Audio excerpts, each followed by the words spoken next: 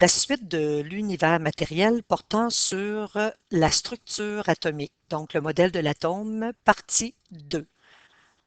On va faire encore notre vision globale avant de commencer. Donc, les modèles que nous avons vu le modèle de Démocrite. Alors, Démocrite, qui était un philosophe avant Jésus-Christ, disait que la matière, elle est faite d'atomes, donc des parties indivisibles. Par contre, la faiblesse de sa théorie, c'est que les atomes étaient tous identiques.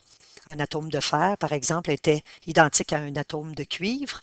Par contre, avec sa façon de penser, on pouvait expliquer, par exemple, pourquoi que 60 millilitres d'eau avec 40 millilitres d'alcool donnait un volume inférieur à 100 millilitres. Ensuite, le modèle de Dalton, le père de la théorie atomique. Alors lui, il voit l'atome, donc l'infiniment petit qui est composé, la matière qui est composée d'atomes. Donc, il voit ça comme Démocrite, des sphères pleines, indivisibles. Par contre, ces atomes sont différents si nous avons des éléments qui sont différents. Son inspiration a été la loi des proportions définies. Alors, il y a des quantités déjà définies à l'avance pour former des composés, par exemple. Et aussi, il étudiait la solubilité des gaz dans l'eau. Alors, c'est ce que son modèle est capable d'expliquer, la loi des proportions définies. Elle est capable, cette théorie-là aussi de son modèle atomique, elle est capable d'expliquer la solubilité des gaz dans l'eau, donc la discontinuité de la matière. On arrive à Thomson.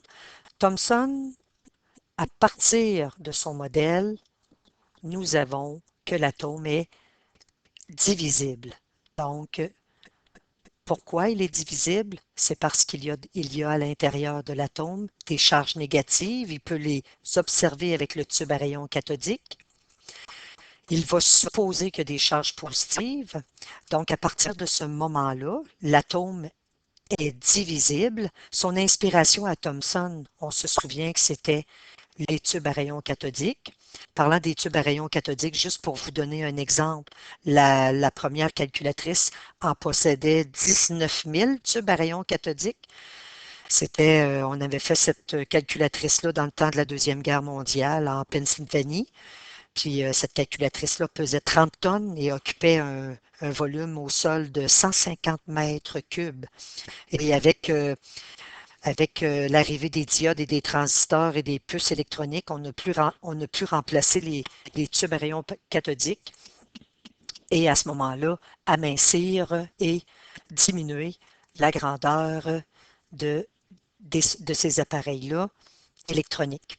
Alors, Thomson, c'était le tube à rayons cathodiques et aussi les phénomènes d'électricité statique. Il est capable de les expliquer parce que dans son modèle de l'atome, on retrouve des charges négatives et positives en nombre égal. Donc, à partir de Thomson, l'atome y est divisible et les charges négatives, il les voit dans le tube à rayon cathodique et on va leur donner un nom qui est électron, tout simplement. On arrive au modèle de Rutherford. Alors lui, nous ne l'avons pas vu encore, mais on va le dessiner rapidement. Le modèle de Rutherford, c'est encore une sphère. On retrouve des charges positives, tout comme le modèle de Thomson, mais elles vont être concentrées à l'intérieur d'un petit noyau. Et autour de ce petit noyau, les charges négatives, les électrons, vont circuler. Et Rutherford, son inspiration sera la radioactivité. Donc, nous allons en parler tantôt. Bohr va ajouter au modèle de l'atome les niveaux d'énergie. Donc, il ne dédie pas ce que Rutherford va avoir modifié concernant le modèle de l'atome. Donc, le modèle de Thomson va avoir été modifié par Rutherford. On va avoir ajouté un noyau qui est chargé positivement. Bohr va conserver ça. On va retrouver les charges négatives aussi qui vont circuler autour, qui vont circuler autour du noyau, mais on va ajouter des niveaux d'énergie ou des couches électroniques. Et sur ces couches ou niveaux, nous allons retrouver des électrons qui vont graviter autour du noyau de l'atome. Alors ça, c'est le modèle de Bohr. Va arriver par la suite Chadwick, mais en fait, Chadwick, il va juste démontrer la présence dans le noyau, même si à partir de Rutherford, on le mentionne. Lui va ajouter ce qu'on appelle le neutron, on va le voir tantôt, et on va conserver quand même les niveaux ou les couches d'énergie où l'on retrouve les charges négatives, les électrons. Donc, ça va terminer en fait, avec ce modèle-là, ça va terminer en fait l'étude du modèle de l'atome et on va pouvoir terminer avec la configuration électronique. Donc, ça veut dire l'arrangement, de quelle façon se placent les électrons sur les différents niveaux d'énergie. Donc, on va terminer l'étude de l'atome de cette manière et on ne perd pas de vue aussi qu'on veut comprendre l'atome, l'infiniment petit, pour expliquer des phénomènes comme les réactions chimiques. Donc, on était rendu au modèle de Rutherford. Nous allons encadrer le R de Rutherford pour l'associer à son inspiration qui est la radioactivité. Bon, là, je vais faire une parenthèse pour parler de la radioactivité. Donc, la radioactivité, c'est une notion qui va être abstraite. C'est pas grave si vous ne comprenez pas tout, parce que de toute façon, lorsque nous allons étudier les isotopes un peu plus tard, nous allons reparler de la radioactivité. Alors, on va donner une brève définition de ce que c'est la radioactivité. La radioactivité, c'est un phénomène, c'est même un phénomène naturel. La radioactivité naturelle, il y en a sur la Terre. Donc, c'est un phénomène qui se produit lorsque certains noyaux atomiques, donc c'est sûr qu'il faut avoir dans la tête qu'avec le modèle de Rutherford, nous allons avoir un noyau au centre de l'atome. Donc, on va avoir un noyau qui va être très petit, qui va être chargé positivement et on va même retrouver des neutrons à l'intérieur. Et autour, nous allons avoir les électrons. Alors, la radioactivité, c'est tout simplement des noyaux qu'on retrouve au centre de l'atome et qui sont instables. Et leur instabilité les amène à émettre spontanément de l'énergie ou des particules lors de leur désintégration. Par exemple, au Québec, le sous-sol québécois peut contenir de l'uranium, l'élément radioactif uranium, et l'uranium, lorsqu'il se désintègre, donne du radon. Donc le radon, on va en reparler tantôt, qui est un gaz inerte et qui est radioactif. La demi-vie, on va parler de la demi-vie, mais je vais revenir à sur cette notion lorsque nous allons étudier les isotopes. La demi-vie, on la note T, une demi. C'est tout simplement un temps, la demi-vie, qu'il faut à la moitié des noyaux instables d'une quantité d'isotopes radioactifs, le mot isotope sera défini un peu plus tard, pour se désintégrer. Chaque isotope a sa propre demi-vie, qui peut varier de quelques fractions de secondes à plusieurs milliards d'années. On va donner un exemple et je vais vous faire une petite illustration. Donc, un exemple, le carbone 14. En fait, le carbone que nous avons dans le tableau périodique, celui qui est en plus grande quantité sur la Terre, c'est le carbone 12. Encore là, lorsque nous allons étudier les isotopes, on va apprendre à nommer ceux-ci. Alors, c'est tout simplement le nom de l'élément accompagné de la masse atomique. Alors, le carbone 14, c'est celui, en fait, qui est radioactif. Et les végétaux, par la photosynthèse, euh, utilisent ce carbone-là, une partie de ce carbone-là. Et donc, il y a une certaine radioactivité dans les végétaux que nous consommons, les animaux que nous consommons. Et ce carbone-là se fixe à nos os. Et avec cette quantité-là de carbone qui se retrouve dans nos os, lorsqu'on décède ou lorsqu'un animal décède, il cesse de se nourrir.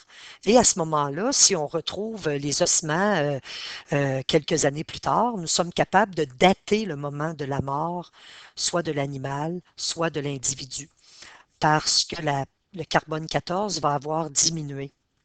Le carbone 14, c'est en fait, ça vient du rayonnement cosmique. Donc, c'est une radioactivité. Il est radioactif, mais c'est une radioactivité qui est naturelle.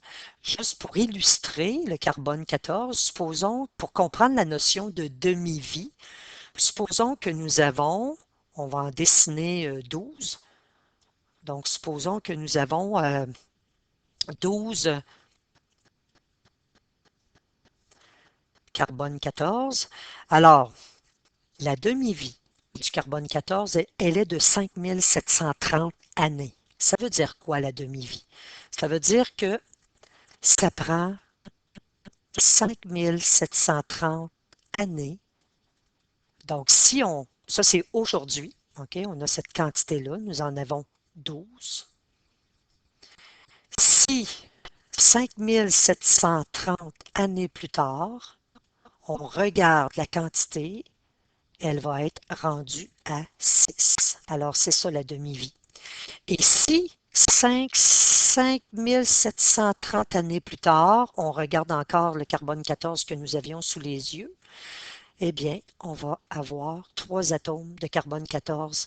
Donc, la radioactivité, avant qu'elle soit complètement disparue, ça peut prendre plusieurs années. Ça peut prendre des secondes, mais ça peut prendre aussi des milliards d'années. Donc, on vient de le voir avec le carbone. Avec l'uranium, la demi-vie est encore plus élevée. Donc, on parle de plusieurs millions d'années, 704 millions d'années. Donc, si nous avons 12 atomes d'uranium, c'est radioactif. Donc, ça veut dire que 704 millions d'années plus tard, il va nous en rester 6 de radioactifs, et etc. Donc, c'est une notion que nous allons revoir, est un peu complexe. Donc, la parenthèse de la radioactivité, là, est un petit peu complexe. Donc, le problème avec la radioactivité aussi, c'est qu'on se retrouve avec des déchets radioactifs dans les centrales nucléaires, par exemple. Donc, on va en reparler tantôt. Au niveau du noyau de l'atome, on va le voir avec Rutherford, il est au centre de l'atome. Il est chargé positivement et il va posséder des neutrons. Alors, lorsqu'on parle, toujours au niveau de la radioactivité, de la fission nucléaire, ben, c'est un processus par lequel un noyau atomique se scinde en deux noyaux plus légers. Donc, on retrouve cette réaction nucléaire-là dans les réacteurs nucléaires qui servent à produire de l'électricité, par exemple. Donc, c'est un processus tout simplement que, bon, le noyau va être frappé, par exemple, par un neutron, et nous allons avoir que le noyau de l'atome va se scinder en deux noyaux plus légers. Alors, c'est la réaction qui se produit dans un réacteur nucléaire. Et un réacteur nucléaire, dans le but de faire, par exemple, de l'électricité, c'est que une réaction nucléaire, ça libère énormément d'énergie et cette énergie-là, elle est utilisée pour chauffer de l'eau et la vapeur d'eau fait de la haute pression et la pression peut faire tourner une turbine et par le fait même une génératrice qui nous produit du courant électrique. Alors, allons voir des exemples. Un kilogramme d'uranium qui se fissionne va libérer une très grande quantité d'énergie. Donc, 8,1 par 10 à la 13 joules. L'énergie se mesure en joules. Puis, pour comparer avec, par exemple, on sait que le charbon est beaucoup utilisé aussi dans certains pays comme la Chine pour faire l'électricité. Donc, on fait brûler du charbon. On prend cette énergie-là que ça nous donne, la combustion du charbon. Cette énergie-là sert à chauffer encore là de l'eau. Haute température, donc grande pression. Et par la suite, ça fait tourner des turbines et des génératrices pour produire du courant électrique. Alors, juste une comparaison, 1 gramme d'uranium contient autant d'énergie que 2,7 tonnes, c'est à peu près 2000 kg de charbon pour faire la même quantité d'énergie.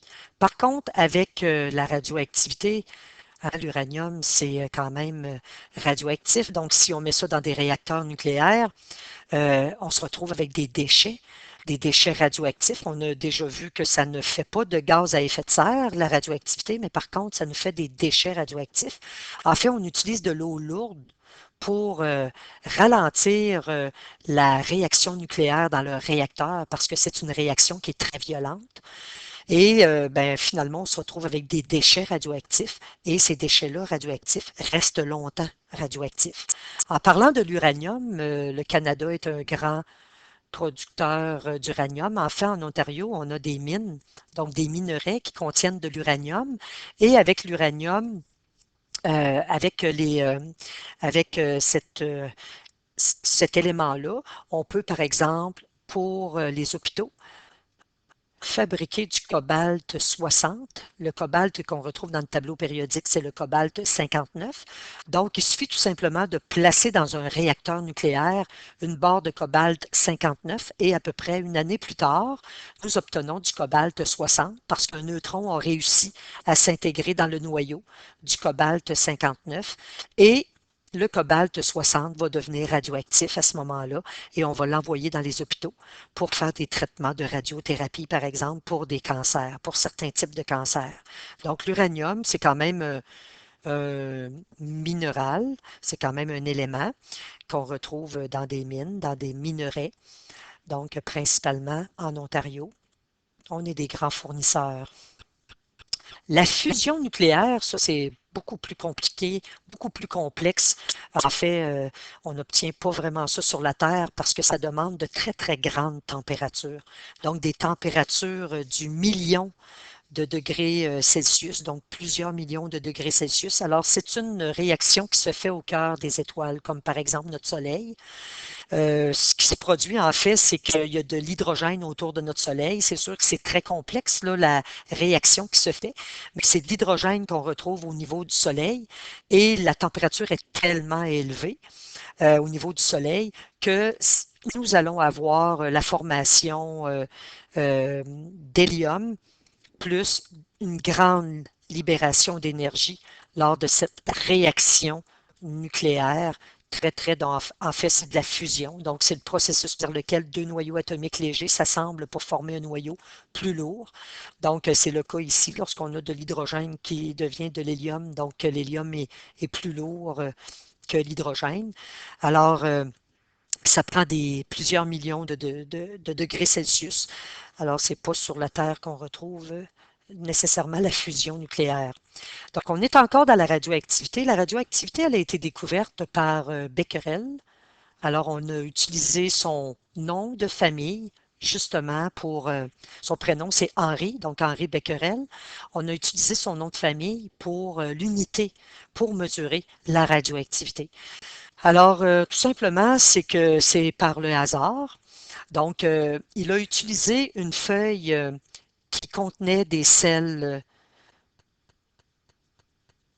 d'argent, donc qui étaient sensibles à la lumière. Donc, pour la photographie, par exemple, on a, si on veut faire la photographie d'une main, par exemple, on peut placer notre main sur un papier qui est sensible à la lumière et exposer ce papier-là pendant un certain temps à la lumière et par la suite révéler ce papier-là avec des produits chimiques. En fait, lorsqu'on fait de la photographie, on a besoin d'un révélateur pour révéler l'image, ensuite d'un bain d'arrêt pour laver le tout, des sels d'argent par exemple, et par la suite un fixateur. Donc on a besoin, c'est une réaction chimique, développer des photos. Donc on a besoin d'utiliser un procédé pour révéler l'image. Alors Becquerel, c'est ce qu'il faisait. Un jour, il avait un caillou, en fait un minerai d'uranium, et il a laissé son minerai d'uranium sur sa feuille sensible à la lumière, mais en laissant cette feuille-là et ce minerai-là d'uranium dans le tiroir à la noirceur plusieurs jours. Donc, il n'avait pas révélé, il n'avait pas exposé son caillou à la lumière, parce que pour faire de la photographie, il faut vraiment exposer le papier qui est sensible à la lumière. Il faut l'exposer pendant un certain temps. Et par la suite, bon, on voyait tout simplement juste le contour de l'objet.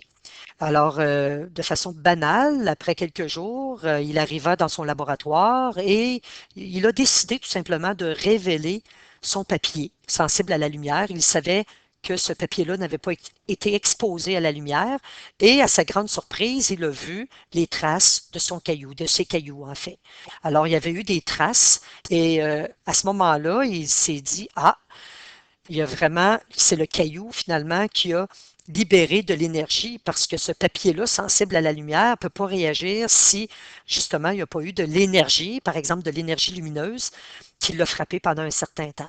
Alors, c'est tout simplement le caillou qui a émis de l'énergie pendant un certain temps et lorsqu'il a développé son papier sensible à la lumière, il a trouvé l'empreinte de l'image. En fait, à l'époque, ce n'était pas tellement élaboré, là, la photographie. Donc, il a trouvé l'image de son caillou radioactif. Et il a tout de suite parlé de cette découverte à Marie Curie et à son mari, Pierre Curie. Mais avant tout, on va parler de la chambre de Wilson. Alors, c'est une expérience que je faisais. Maintenant, je ne peux plus la faire parce qu'on n'a plus de radioactivité dans l'école. Alors, on n'a plus de substances radioactives. C'est tout simplement, ça ressemble, on peut faire le montage avec une boîte de pétri. Et à l'intérieur de la boîte, ce qu'on met tout simplement, c'est de l'alcool éthylique. Donc, on va saturer la boîte avec de l'alcool éthylique. On va la fermer et on va laisser ici un petit trou et on va pouvoir placer une aiguille qui a le bout radioactif. Donc, ici, c'est de la radioactivité. Et par la suite, c'est sûr que ça nous prend aussi de la glace sèche, donc du CO2 solide. C'est très, très froid, environ une température de moins 196 degrés Celsius, qu'on place sous la chambre de Wilson, sous le contenant. Et par la suite, ce qu'on va observer en éclairant cette boîte-là avec une lumière, nous allons observer des traînées. Donc, c'est de l'ionisation parce que la radioactivité, on ne la voit pas. C'est un peu comme lorsqu'on regarde dans le ciel et qu'on voit des traînées, des gaz de condensation dans le ciel, en fait, qui nous témoignent de la présence d'un avion. Même si on ne voit pas l'avion, dans le ciel, on voit la traînée. C'est un peu la même chose au niveau de la radioactivité. On ne voit pas la radioactivité. Donc, avec la chambre de Wilson qui est saturée en alcool, on peut voir l'ionisation justement de l'alcool qui se fait à l'intérieur de la boîte et on voit ces petites traînées. Donc, ça ressemble à ce qu'on voit finalement dans le ciel lorsqu'on voit les gaz condensés, que ce soit la vapeur d'eau, lorsqu'il y a le passage d'un avion, par exemple. Alors, c'est la chambre de Wilson. La chambre de Wilson nous permet d'observer quand même l'activité radioactive lorsque nous avons des substances radioactives. Alors, ce que nous avons découvert avec la chambre de Wilson, en fait, si on place des bornes positives et négatives de part et d'autre de ces traînées-là laissées par la radioactivité, donc ça ici, c'est important de retenir ici cette notion-là. Alors, on va découvrir en fait qu'il y a trois trajectoires. Il y en a une trajectoire des particules, donc il y a des particules qui sont attirées par la borne positive. Alors, on n'oublie pas nos lois que nous avons vues pour les phénomènes d'électricité statique. Alors, elles s'appliquent aussi pour la radioactivité.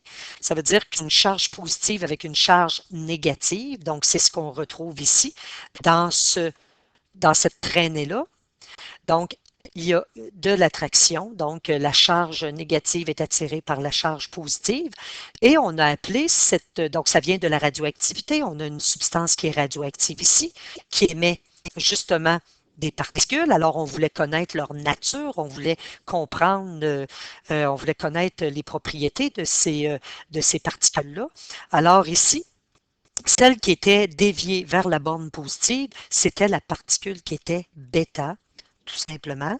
Alors la bêta, comme elle est attirée par la borne positive, alors elle est négative. Donc associée que la particule bêta de la radioactivité, en fait la radioactivité, il y a trois types de particules. La bêta, on va voir la gamma et la alpha. Donc la bêta, elle est négative. Donc retenons ça, très important. Très important pour comprendre l'expérience de Rutherford, pour comprendre comment il a ajouté un noyau dans l'atome. Nous avons par la suite une particule qui n'est pas déviée, mais pas du tout. Elle est neutre, cette particule-là, et c'est la particule gamma. Donc, la petite lettre, je ne vais pas parler des lettres, mais pour bêta, c'est la grande lettre B grecque qu'on va utiliser. Elle est un petit peu artistique comme ça. Pour la particule gamma, elle est neutre. Nous utilisons un genre de petit Y artistique. En fait, c'est la lettre G grecque. Ensuite, nous avons la particule alpha. Alors, la alpha, c'est celle-là qui va intéresser Rutherford. Alors, elle, on voit qu'elle est attirée par la borne positive. Négative, pardon. Elle est donc positive. La particule alpha, elle est positive. Et on la note par un petit A direct, comme ça. Alors, ce sont nos trois types de particules que nous retrouvons lorsque il y a de la radioactivité qui se manifeste. Hein. On peut avoir de l'énergie qui est libérée ou on peut avoir des particules libérées. Donc, voici les particules, donc bêta, gamma, alpha. En fait, bêta, on va comprendre que c'est les électrons finalement négatifs. Gamma, alpha, c'est un petit peu plus complexe. Alors, c'est tout simplement des ions. Donc, on va en reparler, donc des ions d'hélium plus plus. En fait, c'est de l'hélium avec deux charges positives. Donc, on va voir l'utilisation que Rutherford va en faire, surtout de la particule alpha. Donc, avant, on va faire un petit résumé. Donc, la radioactivité, je répète, c'est complexe. Alors, ce que vous devez retenir de la radioactivité, c'est les trois types de rayonnement. Donc, vous avez l'alpha, on va le voir avec l'expérience de Rutherford. La particule alpha, elle est positive. On la note petit a comme ça. Souvent, je vais mettre un petit plus pour qu'on se souvienne que la particule alpha, elle est positive. Nous avons la bêta. Alors, la bêta qui est négative. Donc, c'est un grand B. Donc, la bêta. Et nous avons la gamma. Alors, la représentation ici qu'on montre, je vais l'expliquer. Donc, la gamma, qui est neutre, en fait, et on utilise un genre de petit Y, pardon, un petit peu artistique.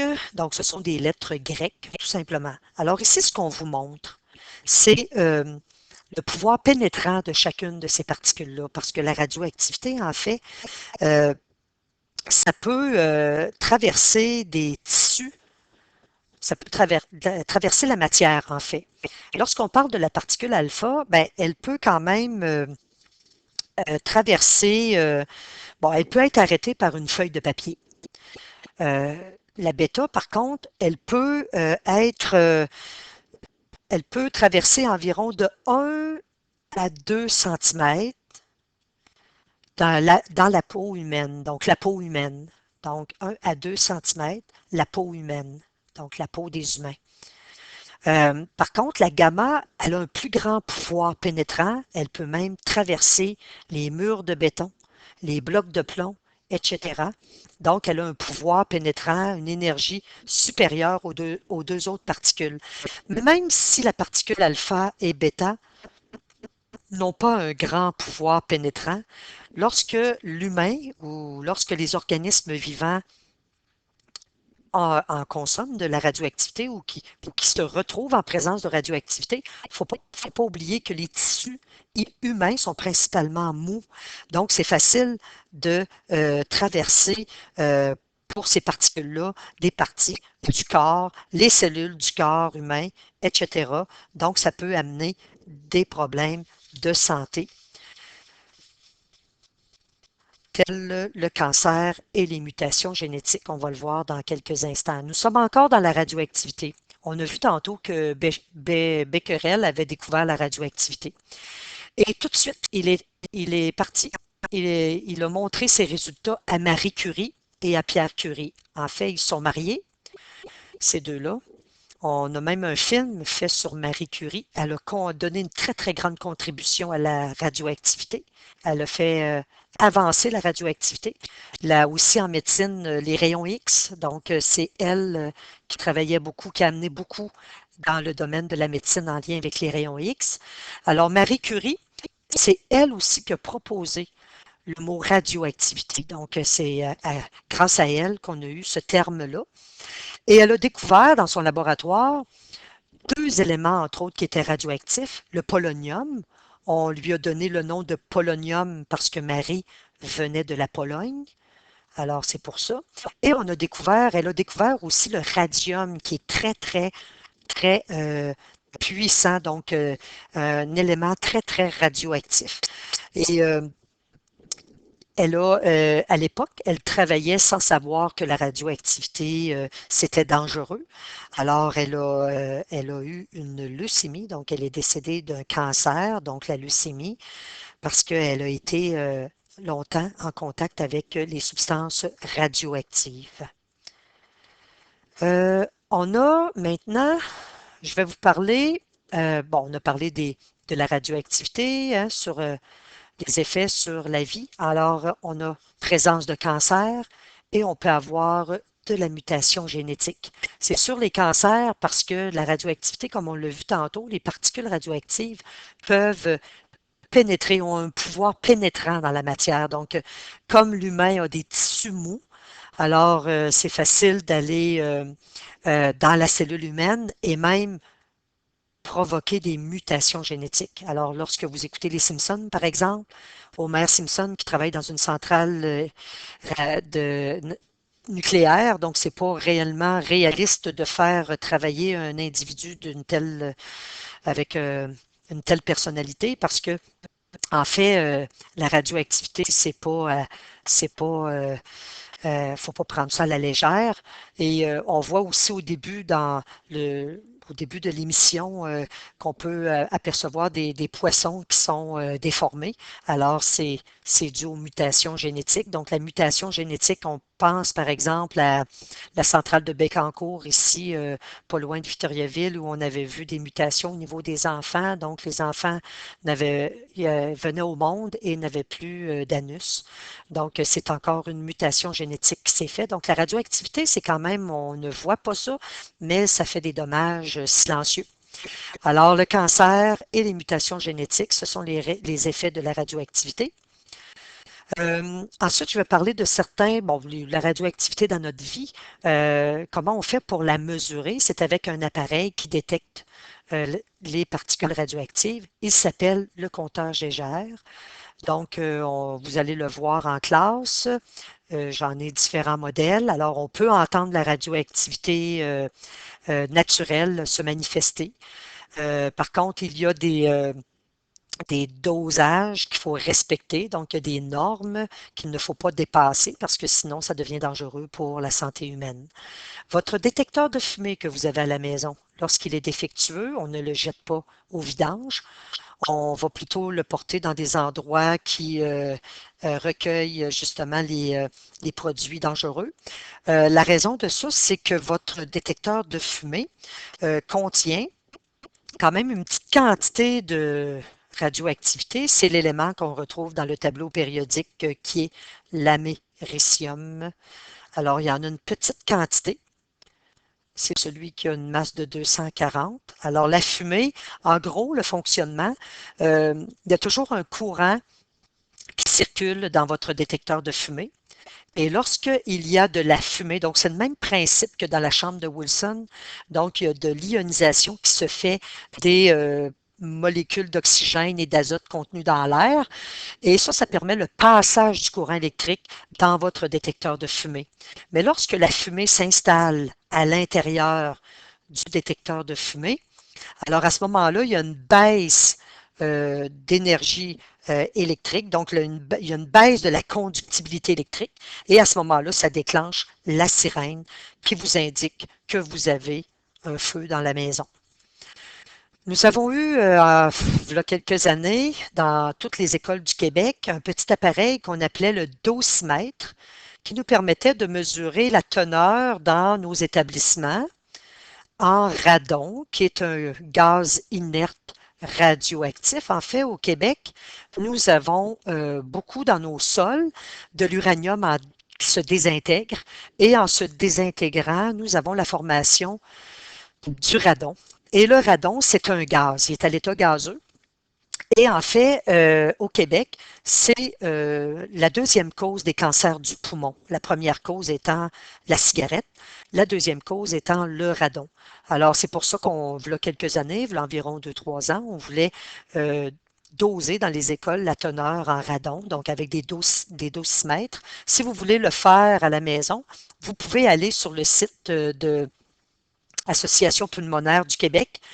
Vous allez pouvoir vous commander pour, je pense que c'est en bas de 30 un dosimètre que vous allez garder pendant 3 mois environ dans votre maison et vous allez le retourner pour l'analyse et on va vous mentionner si vous avez une teneur en radon élevée. En fait, le radon va aller s'infiltrer dans les fissures de votre solage au sous-sol. Donc, si vous avez des fissures dans le solage, le radon, s'il est présent, ben, il va s'infiltrer dans votre sous-sol. Et par le fait même, ben, les gens qui vivent dans la maison vont respirer de ce gaz-là qui est radioactif. Alors, nous sommes encore dans notre grosse parenthèse sur la radioactivité qui a inspiré Rutherford. On va arriver bientôt à son expérience. Alors, juste avant, parlons de quelques catastrophes nucléaires qu'il y a eu dans le monde. On n'a qu'à penser dans la Deuxième Guerre mondiale, lorsque les États-Unis ont bombardé avec la bombe atomique. Donc, lorsqu'ils ont bombardé les 6 et 9 août 1945, le Japon. En fait, on avait dans cette bombe-là qu'on a utilisée, elle contenait environ 64 kg d'uranium, mais il y a à peu près juste 700 grammes qui ont rentré en fission nucléaire. Il y a eu une grosse réaction en chaîne parce que lorsqu'on a des neutrons qui bombardent des noyaux et des noyaux qui se séparent, mais par la suite, ben, ça fait une réaction en chaîne. C'est pour ça qu'on voit le genre de champignon se former lors d'une explosion nucléaire. Alors, pour les dommages, là, environ 700 grammes qui ont fait de très gros dommages. Donc, c'est 700 grammes d'uranium qui ont subi la fission nucléaire sur les 64 kilogrammes que la bombe contenait. On l'appelait cette bombe-là la Little Boy ou la bombe A, mais c'était le code. Little Boy, c'était le code pour parler de la bombe A. Ensuite, nous avons eu, ça fait un peu moins, c'est moins, ça fait un peu moins longtemps. Donc, on a eu à Tchernobyl la catastrophe le 26 avril 1986 lorsqu'il y a eu un accident nucléaire dans le réacteur nucléaire. Alors, c'était une réaction, c'était un accident nucléaire qui était classé au niveau 7, c'est le plus élevé. Alors, cette zone-là a été évacuée. Elle est encore vide aujourd'hui. Alors, la radioactivité, ça demeure longtemps. C'est sûr que une catastrophe nucléaire, ça peut influencer aussi, ça peut ajouter en éléments radioactifs la quantité naturelle que nous avons. Donc, ça peut en ajouter un surplus. On peut avoir des nuages radioactifs qui se promènent et qui font le tour de la planète. On a eu, il n'y a pas longtemps aussi au Japon, alors un accident industriel majeur avec leur centrale nucléaire, c'était le 11 mars 2011. Donc, il y avait eu un tsunami au Japon et la centrale nucléaire, elle était très, très près de l'eau. Alors, il y a eu de l'eau qui s'est infiltrée à l'intérieur et il y a eu par la suite des dommages au réacteur nucléaire. C'était aussi majeur. C'était comparable à ce qu'il y a eu euh, en 1986 en URSS avec Tchernobyl. Donc, c'était aussi un accident qui était majeur. Donc, on a fait le tour de la radioactivité. On sait c'est quoi. On sait que les éléments, il existe des éléments. Ils ne sont pas tous radioactifs, mais il existe des éléments qui le sont. Et ils le sont par leur instabilité au niveau de leur noyau. Donc, le noyau qui se retrouve au centre de l'atome. Mais ça, on ne le sait pas encore. C'est vraiment l'expérience de Rutherford qui va nous permettre de trouver ce modèle-là de l'atome. Alors, voici son expérience. Elle est très, très importante. Il faut la comprendre. Il faut comprendre les résultats et les conclusions qui vont avec. Alors, Rutherford, en fait, il s'est rendu à l'université McGill alors qu'il était âgé de 27 ans et il a pu faire des expériences pendant quelques années avec la radioactivité. Et ça lui a permis de découvrir, d'améliorer finalement le modèle de l'atome, hein. On a vu les qualités de l'atome, les qualités d'un bon modèle. Donc, un atome, on est capable de le modifier, par exemple, un bon modèle, on est capable de le modifier pour qu'il puisse expliquer certains phénomènes. Alors, le modèle que Rutherford va proposer, c'est celui-ci, mais avant, il faut comprendre son expérience. Alors, ce qu'il a pris, lui, comme substance radioactive, c'était du radium. Alors, le petit bloc que vous voyez ici, c'est tout simplement un bloc de plomb pour la protection. Le radium nous donne une source de particules alpha. Alors ça, c'est la particule qu'il faut vraiment retenir.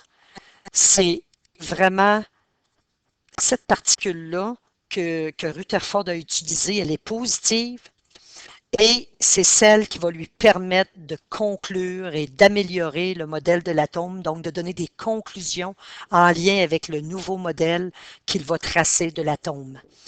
Alors, il a placé des écrans fluorescents. Ça ici, c'est des écrans fluorescents parce que, comme on le mentionnait tantôt, on ne voit pas la radioactivité. Donc, on va installer un peu partout des écrans fluorescents. Donc, ça en est un. Alors, lorsqu'il va avoir des petits paquets d'énergie qui vont frapper cet écran-là, on va voir la lumière qui va être émise lorsqu'il va avoir des impacts. Alors, ce qu'il a utilisé, c'est une feuille très, très mince de métal. Donc, ici, c'est une feuille d'or. En fait, la feuille était tellement mince qu'elle avait 400 atomes d'épaisseur. Alors, il a utilisé une feuille mince de métal. Et là, par la suite, il a fait des observations. Les observations, c'est que la plupart des particules alpha traversaient la feuille d'or. Alors, on retrouvait ici sur l'écran fluorescent, on retrouvait beaucoup, beaucoup de petites lumières qui jaillissaient de l'écran. Donc, c'est principalement la plupart des particules, la grande quantité des particules alpha traversaient la feuille d'or.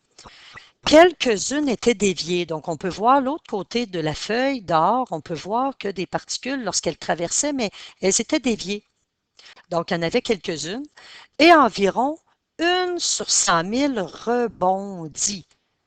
Alors ça, c'est vraiment là, l'analogie que Rutherford avait fait à l'époque. Il disait, c'est comme si c'était tellement impressionnant, là, c'était tellement remarquable, incroyable même.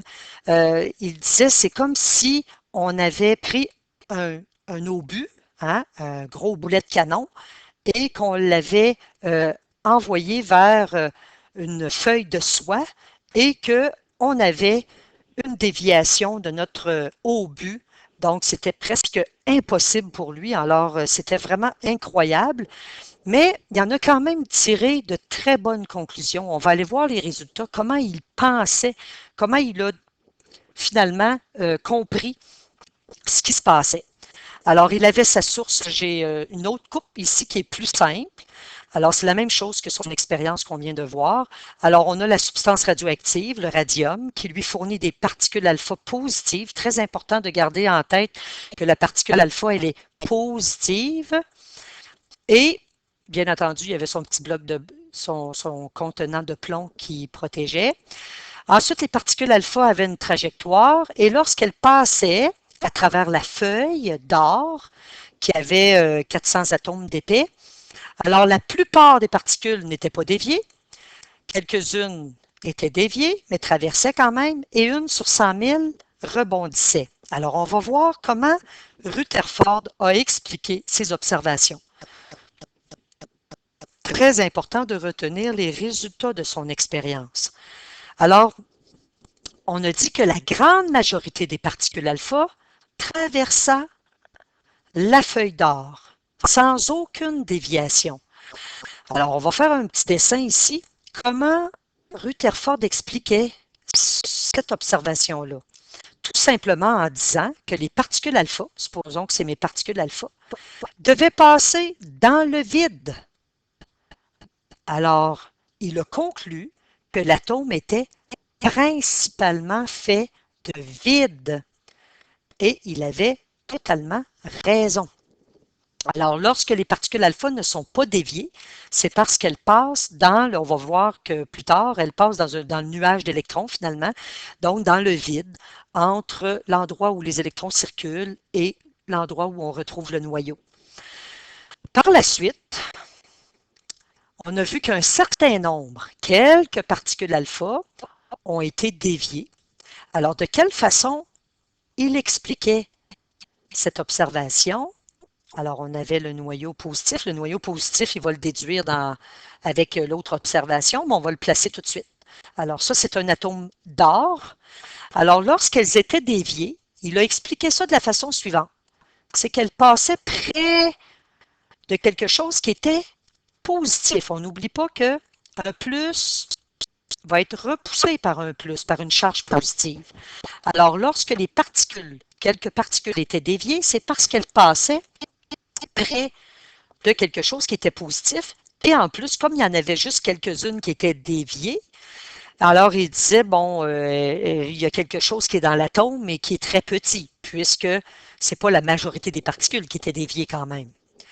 Alors, ça montrait que le noyau, il y avait quelque chose qu'il appela le noyau et qui était chargé positivement. Pourquoi? Parce que les particules alpha étaient déviées. Et la dernière observation, lorsqu'il voyait que la particule alpha ne traversait pas la feuille, mais que plutôt elle rebondissait, il a expliqué ça de la manière suivante. Alors, nous avons toujours le noyau de l'atome qui est chargé positivement. Alors, il a expliqué ça de cette façon. Il a dit tout simplement, c'est parce que les particules alpha ont frappé quelque chose de très petit, parce que c'est quand même une fois sur 100 000 que ça se produisait.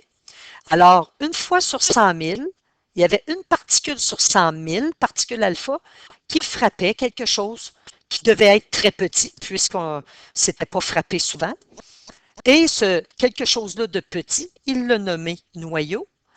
Et en plus, il a dit, comme il y a eu une déviation complète, un rebondissement, il a dit, ah, c'est quelque chose qui est très dense, donc qui est très dur. Et en fait, le noyau, il a dit que la masse, elle est contenue, la masse de l'atome est contenue dans le noyau. C'est comme, par exemple, si, lorsqu'on a une pêche, si on enlevait le noyau de la pêche n'aurait plus de masse, parce que le noyau contient la masse de la pêche. Alors, c'est une analogie que je viens de faire, là, mais c'est un peu ça pour l'atome. Si on enlève le noyau, l'atome n'a comme plus de masse, parce que la masse est contenue dans le noyau. Alors là, cette observation-là, il l'a vue une fois sur 100 000. Alors, ça veut dire que la masse est concentrée dans le noyau. On peut l'écrire. Masse concentrée. Alors, c'est très dense, hein, concentrée dans le noyau. La matière, en fait, de l'atome est dans le noyau.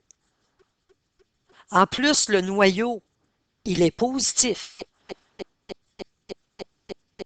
Alors, c'est l'amélioration que Rutherford a amenée au modèle de Thomson. Parce que Thomson avait des charges positives et négatives. En passant, Rutherford va toujours garder cette information-là qui venait de Thomson. Donc, les charges négatives sont là, mais elles vont tourner autour du noyau. Et donc, on voit bien que le modèle de Thomson a été amélioré. Et le modèle, en étant amélioré, va être capable d'expliquer d'autres phénomènes que le modèle de Thomson n'était pas capable d'expliquer. Par exemple, le modèle de Thomson n'est pas capable d'expliquer la radioactivité puisqu'il n'y a pas de noyau dans son atome à Thomson. Par contre, le modèle de Rutherford va être capable d'expliquer la radioactivité.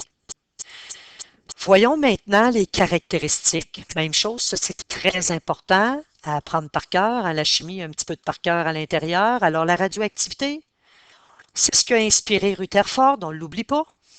Et voici les caractéristiques de son modèle. Alors l'atome, il dit que l'atome est essentiellement composé de vide, donc constitué de vide. Ensuite, l'atome possède un noyau très petit, comparé à sa taille. En fait, si on veut l'imaginer, imaginons un stade olympique, et imaginons la pointe d'une aiguille en son centre. Alors, le noyau par rapport à l'atome, donc supposons que le stade délimite la grandeur de l'atome, alors le noyau serait petit si notre délimitation est faite par un stade, par exemple, là. Alors, le noyau serait petit comme la pointe d'une épingle. Alors, le noyau, il est très petit par rapport à l'atome. Donc, comparativement à sa propre taille, donc ce noyau est chargé positivement. Très important de retenir ça. Et c'est là que se concentre la matière. Ça veut dire la masse, elle est dans le noyau. Donc, très important de retenir les caractéristiques. Et parlant des électrons, il a dit, ben, ils se déplacent tout simplement autour du noyau, dans un espace formant une sphère beaucoup plus grande que la taille du noyau.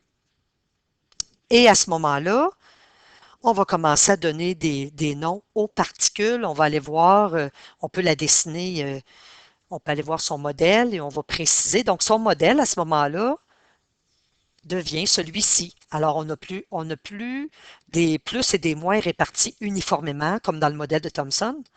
Nous avons plutôt des charges positives. En fait, les charges positives, ce sont les protons. Le proton, on va le noter P+, comme ça. P avec un petit plus en exposant comme ça. On avait vu l'électron, hein? L'électron qui était négatif. On l'écrivait le E avec un petit moins. Bien entendu, c'est un peu comme la, euh, la- il va quand même faire comme Thomson. Thomson, on se souvient, dans son atome, avec le tube à rayon cathodique, il avait vu la présence des charges négatives, mais il avait supposé qu'il y avait des charges positives à l'intérieur de son atome, parce que sinon, il se disait que les forces de répulsion étaient pour être très, très grandes s'il y avait juste des charges négatives dans son atome. Alors, il avait supposé qu'il y avait des charges positives. Alors, Rutherford, lui, va confirmer avec son expérience sur la radioactivité que réellement des charges positive, mais d'ailleurs, on va le confirmer avec l'étude de la radioactivité. Mais par contre, il va supposer que quelque chose dans le noyau. Ce sera plus tard Chadwick qui va le confirmer. Donc, on va supposer qu'il y a quelque chose pour tempérer les charges positives contenues dans le tout petit noyau, parce qu'encore là, les charges positives, entre elles, il va y avoir des forces de répulsion et on ne veut pas ça. Donc, à l'époque, Rutherford n'avait pas la certitude, n'avait pas vu qu'il y avait, par exemple, quelque chose pour tempérer ça, mais il le supposait. Donc, plus tard, ben, il y avait raison, c'est des neutrons qu'on va retrouver dans le noyau de l'atome. Et donc, ça, c'est plus tard, mais je l'ai quand même mis ici, là, le neutron, mais vous pouvez faire un petit X, ça va être Chadwick qui va nous l'ajouter. Alors, nous avons autour les charges négatives qui vont circuler, mais comme c'est une représentation en 3D, on va voir tantôt une illustration qui va nous montrer la circulation des charges négatives autour. Les charges négatives, en fait, c'était les électrons qui se promènent autour du noyau. Donc, vous avez le petit noyau qui est très, très dense, hein? La matière, elle est contenue dans le petit noyau. Nous avons les charges positives, en fait, c'est les protons, donc les P+. Donc, voyez-vous, le modèle de l'atome s'améliore avec un peu comme l'analogie que je faisais avec les aveugles de naissance qui n'avaient jamais vu d'éléphant. Donc, on ajoute un élément.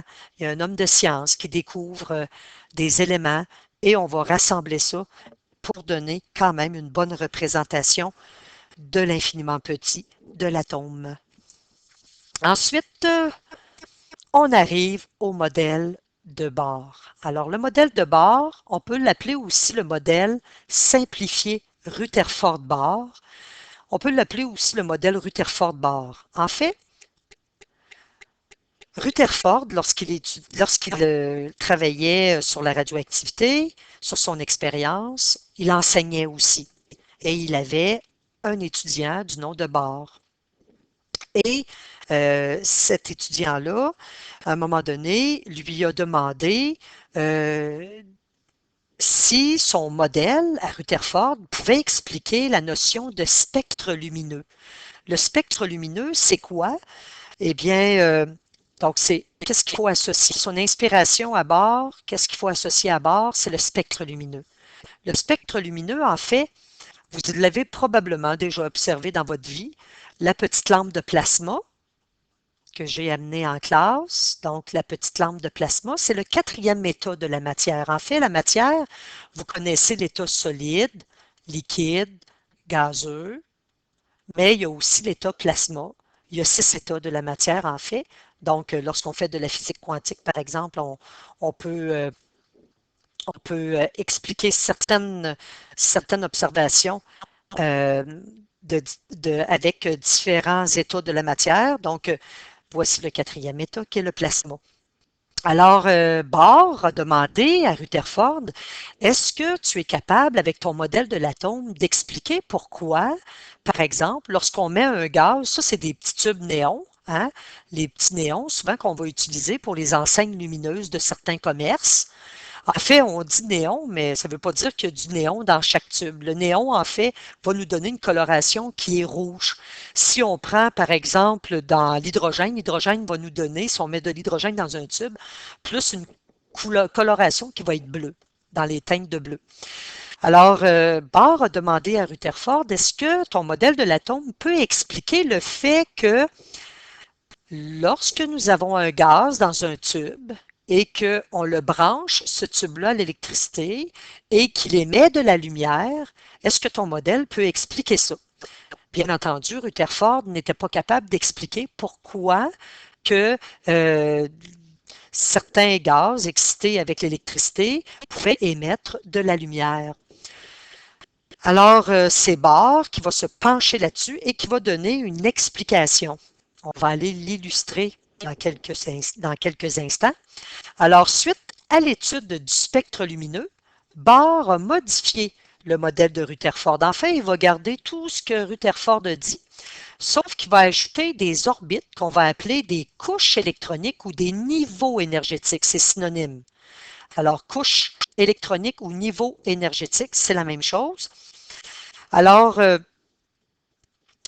et on va avoir, selon le modèle de Bohr, les électrons qui vont être sur ces couches électroniques-là. Donc, les électrons ne seront pas juste en rotation autour du noyau à la file indienne. On va vraiment les retrouver sur des couches ou des niveaux d'énergie. Et on va expliquer aussi que lorsque un électron va se déplacer d'une couche inférieure à une couche supérieure ou bien l'inverse, c'est à ce moment-là qu'il va avoir absorption ou bien donc absorption d'énergie ou de la libération d'énergie. Donc, ça va absorber ou émettre de l'énergie. Alors, on va l'expliquer, on va l'illustrer, on va aller voir l'illustration. Donc, finalement, Bohr a expliqué à Rutherford la chose suivante. Il a dit, je suis capable d'expliquer le spectre lumineux.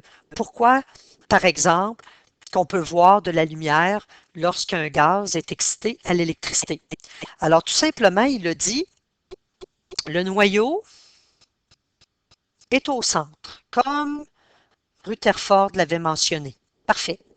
Mais par contre, autour du noyau, il y a des orbites qu'il va appeler des couches électroniques ou des niveaux d'énergie. Et les électrons vont se retrouver sur ces orbites-là.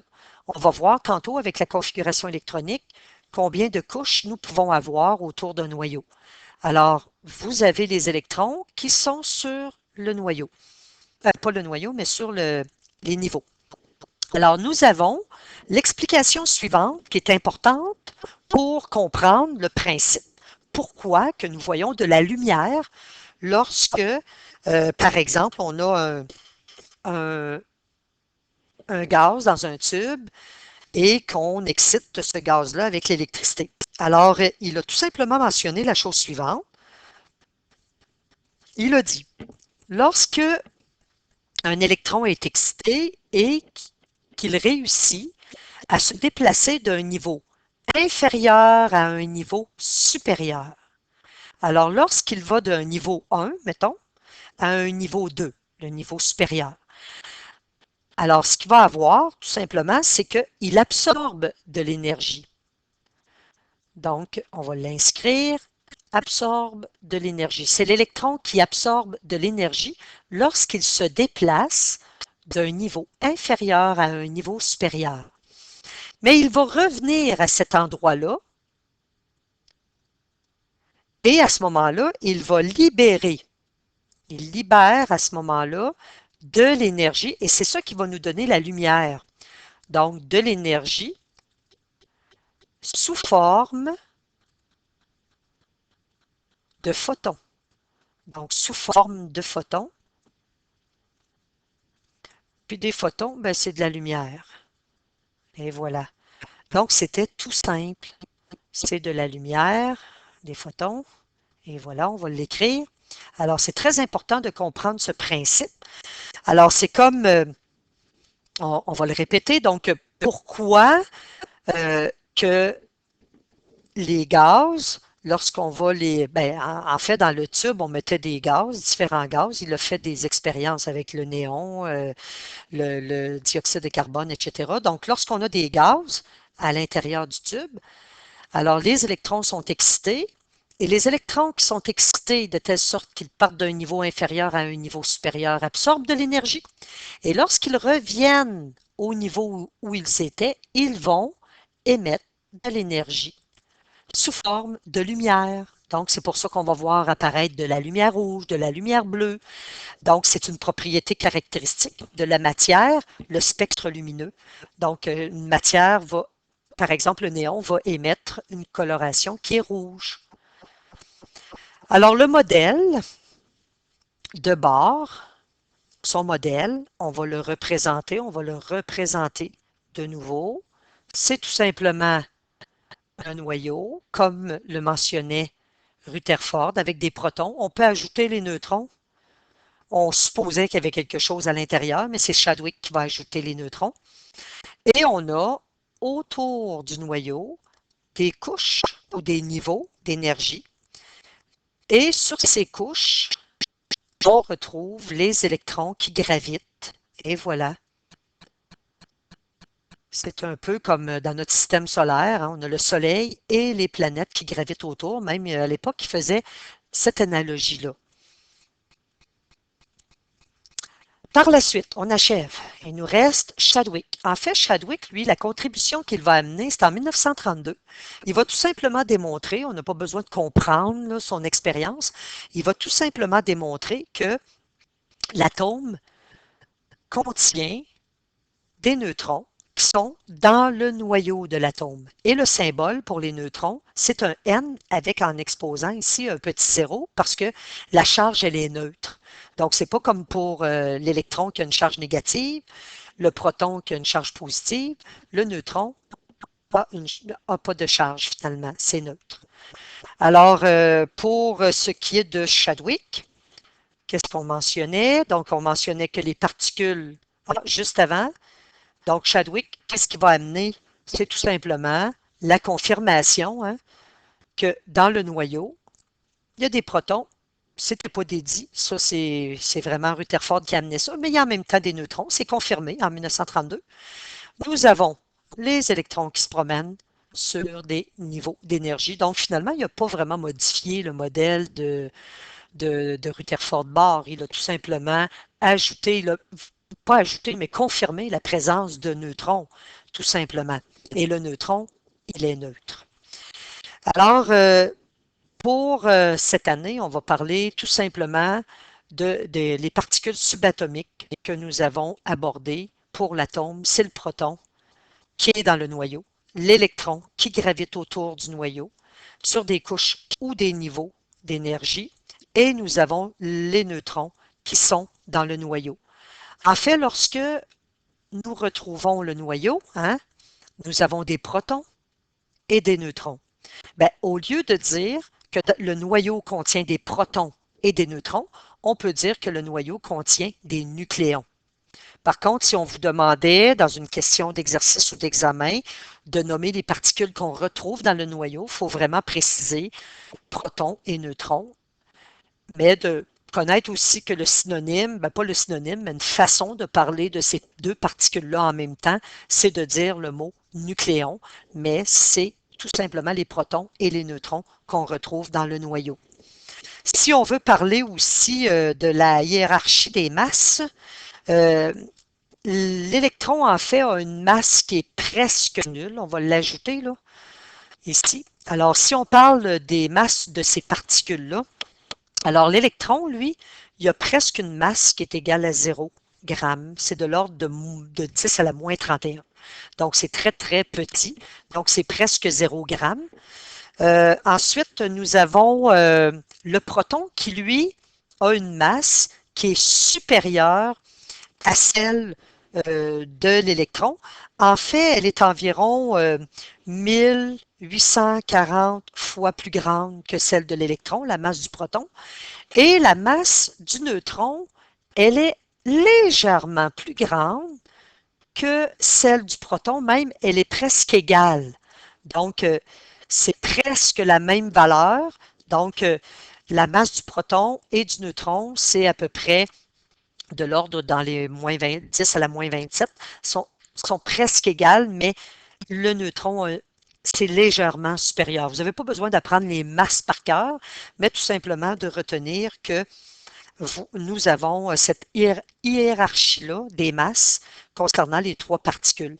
Parlant des trois particules, c'est sûr que on a abordé simplement l'électron, proton, neutron, mais si aujourd'hui on est beaucoup plus avancé au niveau des particules de l'atome, alors on entend des termes comme fermions, bosons, neutrinos, les positrons, les muons, les antimuons, les quarks, les gluons.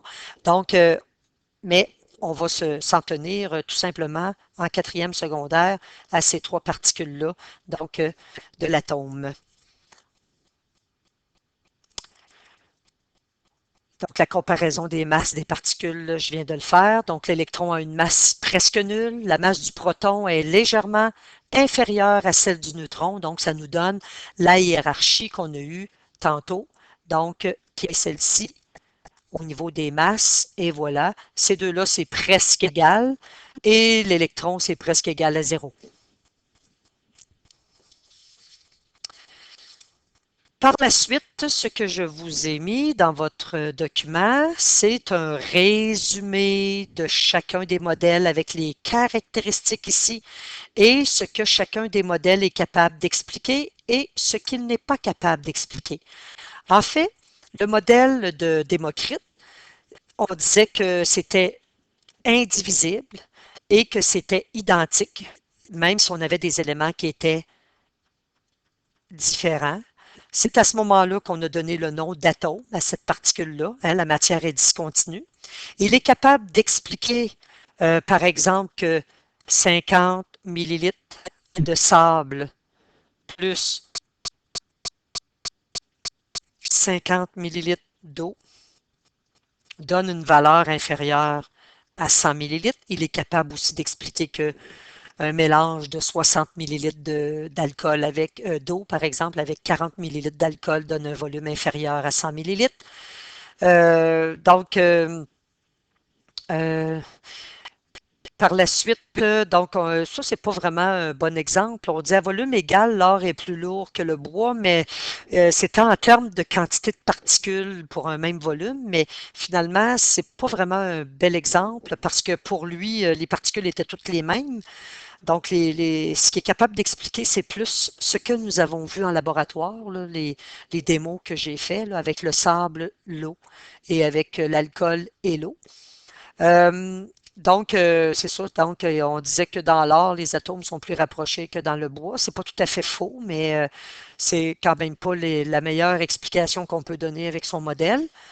Qu'est-ce qui est inexplicable si on prend son modèle de l'atome? Mais en fait, tout ce qui est radioactivité, on a aussi le spectre lumineux. Il n'est pas capable d'expliquer ça parce qu'il n'a pas de couche électronique. La radioactivité, il n'est pas capable d'expliquer ça parce qu'il n'y a pas de noyau dans son modèle. Il n'est pas capable non plus d'expliquer les phénomènes d'électrostatique parce qu'il n'y a pas de charge dans son modèle de l'atome. Donc, on peut en écrire plusieurs. Il n'est pas capable d'expliquer le tube à rayon cathodique, etc. Et la raison, mais il n'y a même pas de particules. Lui, pour lui, son atome, il est indivisible. Il n'y a pas de particules positives ou négatives.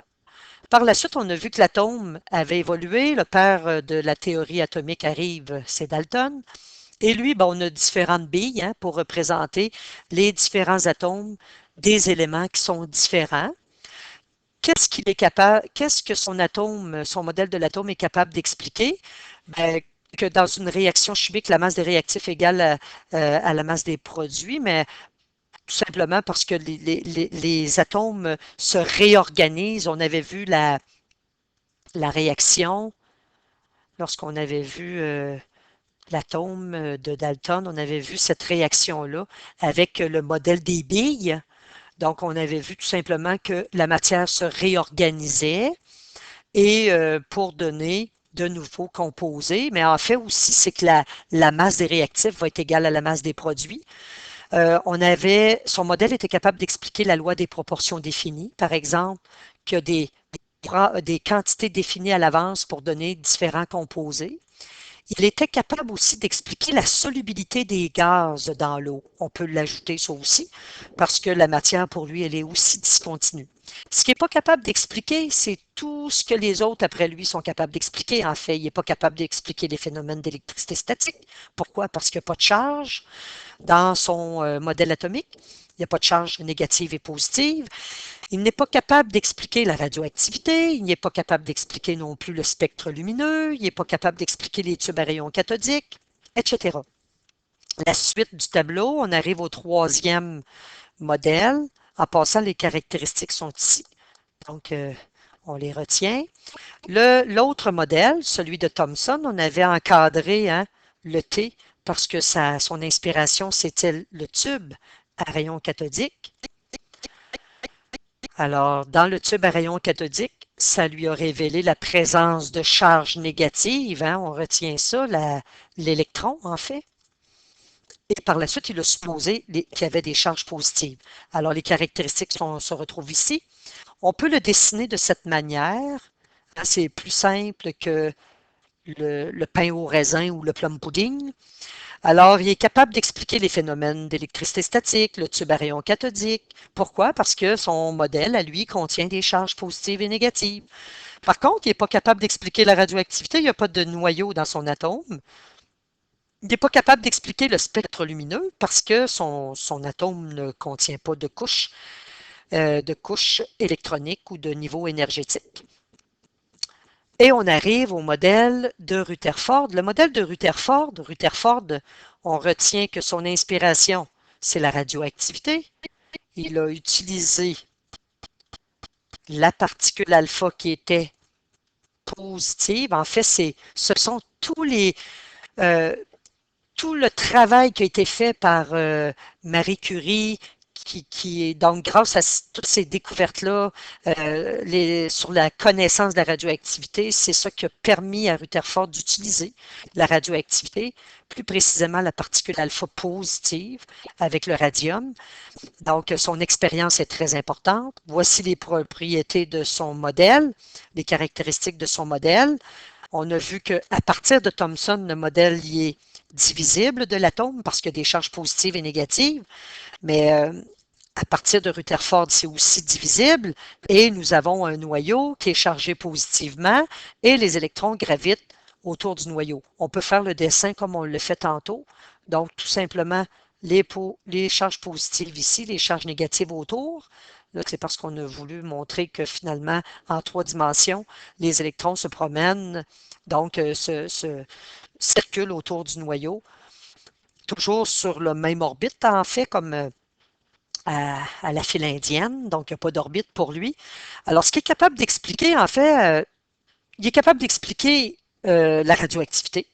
Il est capable d'expliquer son expérience, finalement, que les particules alpha traversent la matière, mais il est capable d'expliquer aussi les phénomènes d'électricité statique. Il est capable d'expliquer que 50 millilitres de sable avec 50 millilitres d'eau, ça donne un volume inférieur à 100 millilitres. Il est capable d'expliquer tout ce que les autres bonhommes avant lui sont capables d'expliquer, mais il n'est pas capable d'expliquer le spectre lumineux. Donc, le spectre lumineux, c'est l'absorption et l'émission discontinue de l'énergie lumineuse. On peut dire tout simplement le spectre lumineux. Donc, il n'est pas capable d'expliquer ça. Pourquoi? Parce qu'il n'y a pas de couche électronique, il n'y a pas de niveau d'énergie. Donc, c'est pour ça. Ensuite, on arrive au modèle de Bohr, Rutherford-Bohr ou modèle simplifié Rutherford-Bohr. On peut l'illustrer de cette manière, donc le noyau qui est positif, et nous avons des niveaux. Et sur ces niveaux, nous retrouvons les charges négatives et des caractéristiques qu'on retrouve ici. Alors lui, ce qu'il est capable d'expliquer, c'est le spectre lumineux. Hein, les spectres lumineux. Il est capable d'expliquer aussi la radioactivité, tout ce qui vient avant lui. Ce qu'il n'est pas capable d'expliquer, c'est le rayonnement gamma qui venait en fait des neutrons. Donc, comme le neutron, pour lui, il n'existait pas, il y avait quelque chose dans le noyau, mais on ne savait pas trop c'était quoi. Donc, plus tard, Chadwick va découvrir le neutron, va confirmer la présence d'une particule dans le noyau qui sera le neutron. Et le neutron, il est associé aux émissions de rayons gamma. Donc, les rayons de la radioactivité qui traversent justement la matière, les blocs de béton, etc. Alors, ça nous donne le résumé. Maintenant, pour terminer le tout, comme on vient de voir que l'atome contenait des protons, des neutrons, des électrons sur des couches, mais comment ça se répartit ces électrons-là sur les couches électroniques? Combien est-ce qu'on retrouve de protons dans un noyau? Il y a combien de neutrons dans un noyau? Alors, c'est avec le tableau périodique qu'on va retrouver toutes les informations qui vont nous permettre de faire la représentation de l'atome d'un élément qui correspond à un élément. Donc, on appelle ça la configuration électronique d'un atome qui correspond à un élément. Donc, je vais prendre un exemple avec l'atome de carbone pour donner la démarche à suivre et je vais faire quelques exemples par la suite. Alors, dans le tableau périodique, nous avons des informations qui nous sont données. Il y a des chiffres romains ici qu'on retrouve. Hein, les chiffres romains, pas les chiffres. Il y a aussi les chiffres arabes, mais moi, je vais me concentrer sur les chiffres romains. Alors, celui-ci, c'est un 4. Nous avons par la suite des chiffres qui commencent sur, donc les chiffres romains, c'est les chiffres qui représentent, qui numérotent les lignes verticales, que nous allons appeler le numéro de la famille ou du groupe.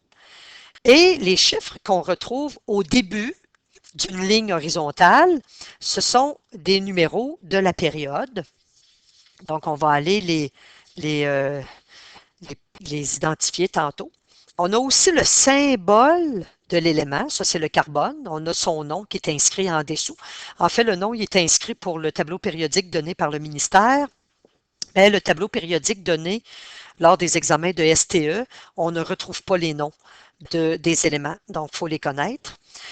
Nous avons ici une autre valeur qui est la masse et ici le numéro atomique. Alors, on va aller les identifier correctement. Donc, le A qu'on nous montre ici,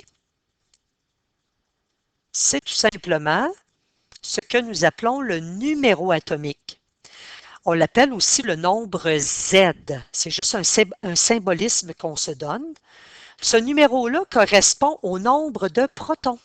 Ah, alors allons tout de suite faire le noyau du carbone et allons écrire les 6 protons, puisque le numéro atomique ou le nombre Z nous donne le nombre de protons. Ce numéro correspond au nombre de protons contenu dans le noyau. Par conséquent, le nombre de protons est égal au nombre d'électrons. On a vu ça avec Thomson. Donc, les électrons, les charges négatives et les charges positives étaient répartis de façon uniforme et se retrouvaient en nombre égal. Donc, le carbone possède donc 6 protons et 6 électrons. Il y a 6 électrons qu'on va devoir placer sur les couches électroniques. La lettre B, on l'a vu tantôt, c'est tout simplement le symbole de l'élément. Donc, ce qu'on représentait ici dans le schéma par la lettre B, c'est tout simplement le symbole.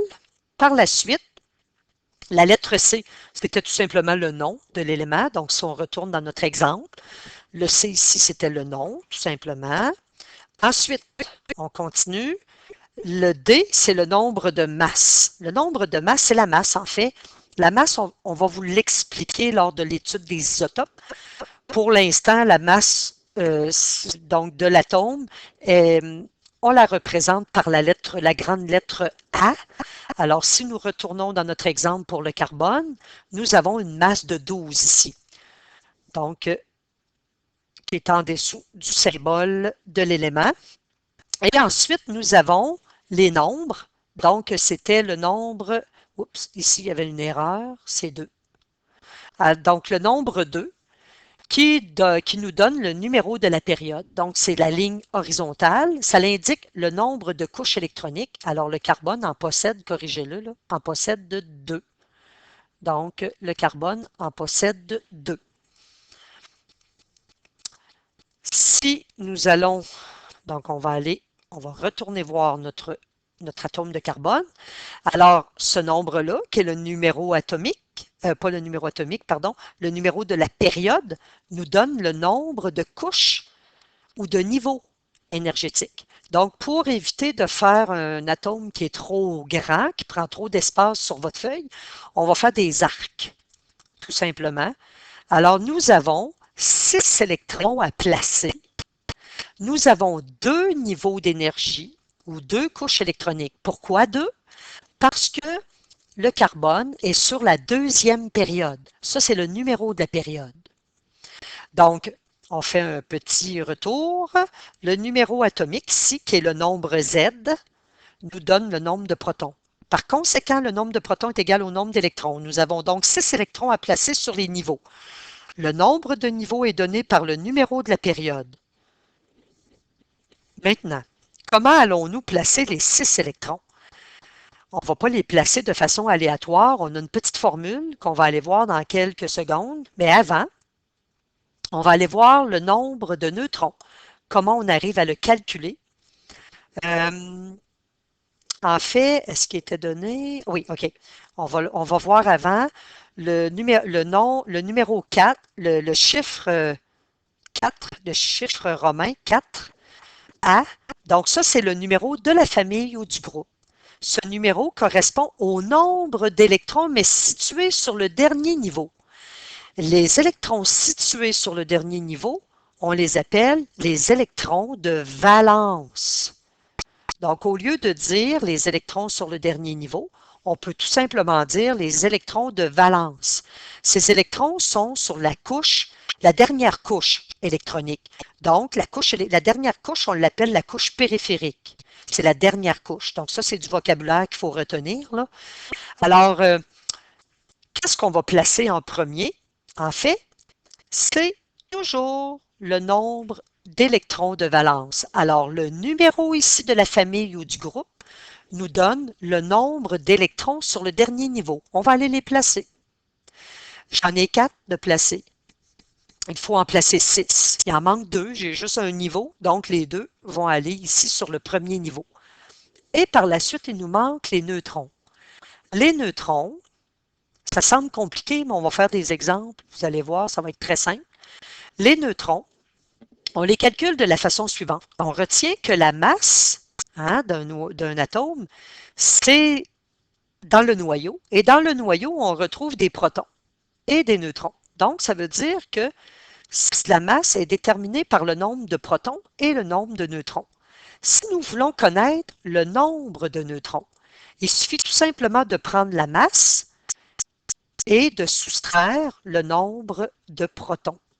C'est ce qui va nous donner le nombre de neutrons. Alors, on avait vu que la masse, on l'avait représentée par la lettre A et le nombre de protons par la lettre Z.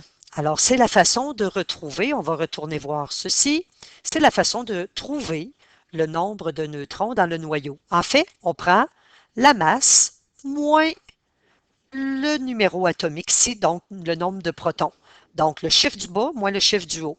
Donc, le nombre de neutrons va être donné par la masse, qui est 12, hein, qui est la lettre A, moins, pas la lettre A qui est ici, là, mais la lettre que nous avons donnée pour la masse atomique, et le numéro atomique, qui est le nombre de protons. Alors, c'est le nombre Z. Et voilà, ma formule vient de là. Alors, ça nous donne ici, ça nous donne 6 neutrons. Mais là, ça ne veut pas dire que les atomes ont le même nombre de neutrons que de protons, là. On va le voir tantôt avec les configurations électroniques de d'autres éléments, là. Ça ne veut pas dire ça. Alors, voici la configuration électronique de l'atome de carbone. Il a un noyau qui possède 6 protons, 6 neutrons. Il y a 2 niveaux d'énergie.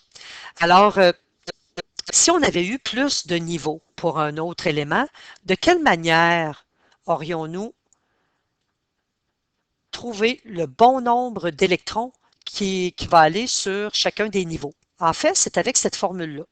Vous n'avez pas besoin de l'apprendre par cœur parce que ce qui se retient facilement par cœur, c'est les 4 nombres qu'on va aller calculer à l'aide de cette formule-là. Vous allez comprendre dans quelques instants. Alors, cette formule-là nous donne le nombre d'électrons qu'on retrouve sur le niveau, mais c'est le nombre maximal d'électrons qu'on retrouve pour chacun des niveaux.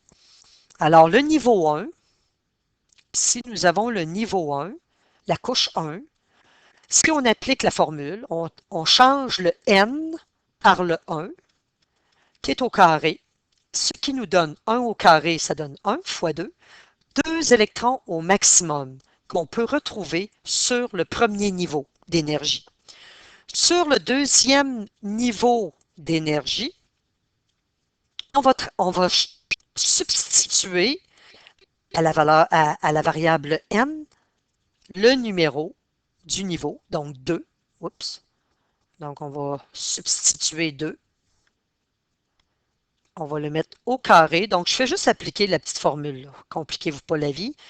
2 au carré, c'est 4. 4 fois 2, 8 électrons au maximum qu'on retrouve sur le deuxième niveau. Sur le niveau 3, nous allons remplacer le n par 3 dans la formule, ce qui va donner 3 au carré, qui donne 9 fois 2. 18 électrons au maximum que nous allons retrouver sur le troisième niveau.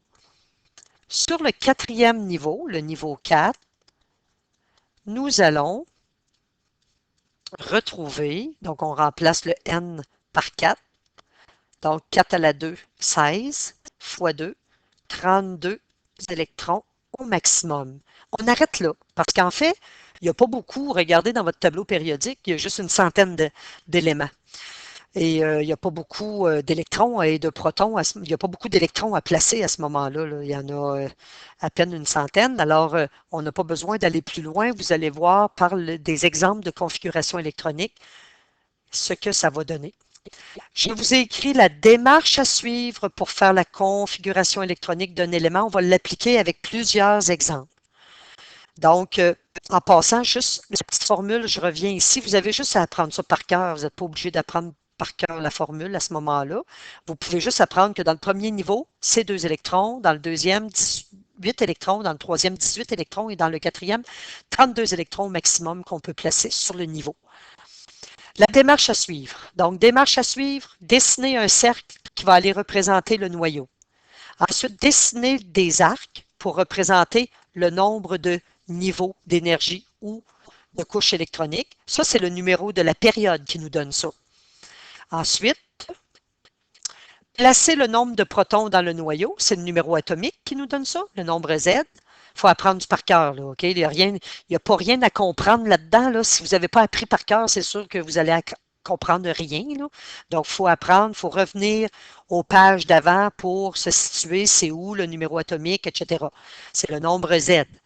Donc, placer le nombre de neutrons dans le noyau, on fait la masse moins le numéro atomique, et placer les électrons de valence en premier.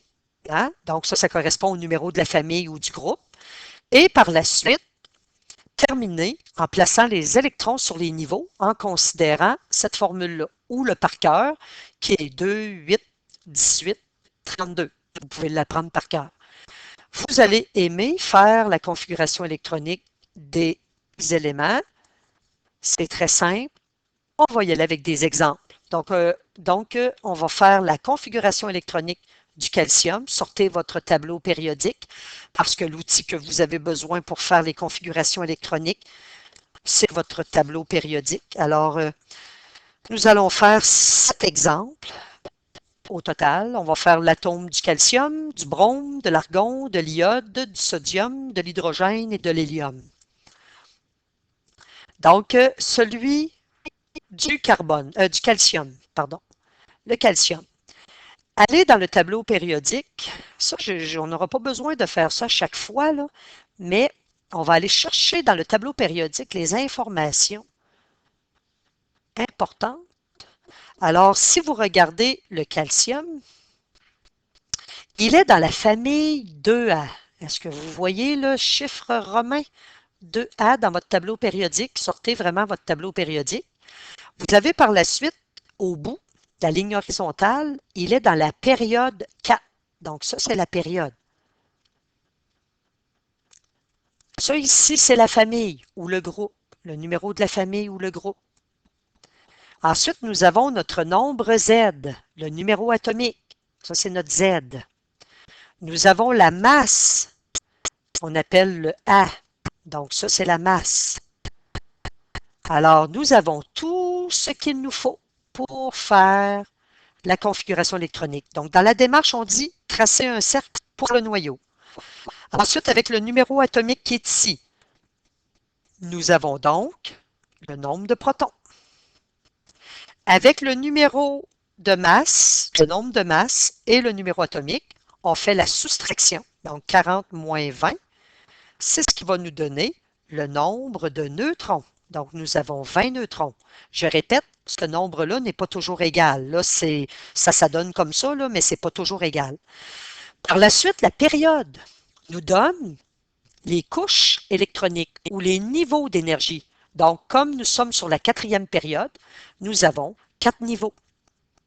Regardez votre tableau périodique, on n'a pas plus de 7 périodes. Donc, on n'aura jamais plus que 7 niveaux autour d'un noyau.